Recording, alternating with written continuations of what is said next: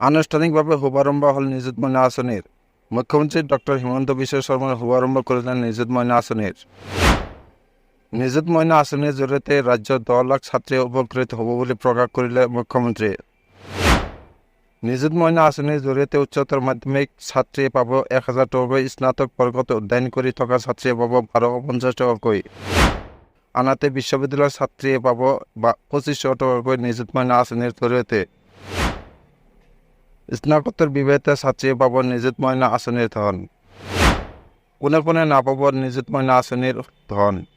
উচ্চতৰ মাধ্যমিক উত্তীৰ্ণ হৈ বিয়াত বহিলে লাভ নকৰিব নিযুত মইনা আঁচনিৰ ধন। উচ্চতৰ মাধ্যমিক উত্তীৰ্ণ হৈ স্কুটি পোৱা ছাত্ৰীয়েও নাপাব নিযুত মইনা আঁচনিৰ ধন। বৰ্তমানৰ উচ্চতৰ মাধ্যমিকৰ দ্বিতীয় বৰ্ষৰ ছাত্ৰীয়ে নাপায় নিযুত মইনা আঁচনিৰ ধন। মুখ্যমন্ত্ৰী ডক্টৰ হিমন্ত বিশ্ব শৰ্মাই জনোৱা অনুসৰি 10 অক্টোবৰৰ ভিতৰত দিয়া হ'ব নিযুত মইনা আঁচনিৰ প্ৰথম কিস্তিৰ ধন। মন্ত্ৰী বিধায়কৰ সন্তানে লাভ নকৰিব নিযুত মইনা আঁচনিৰ ধন।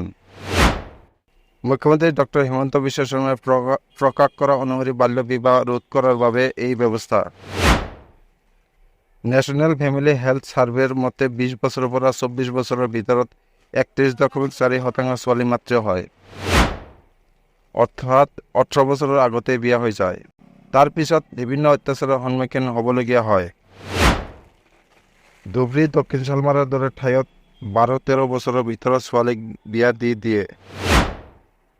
মধ্য আৰু নামনি অসমত বেছি বাল্য বিবাহ। শিক্ষাই সমাজখন পৰিৱৰ্তন কৰে।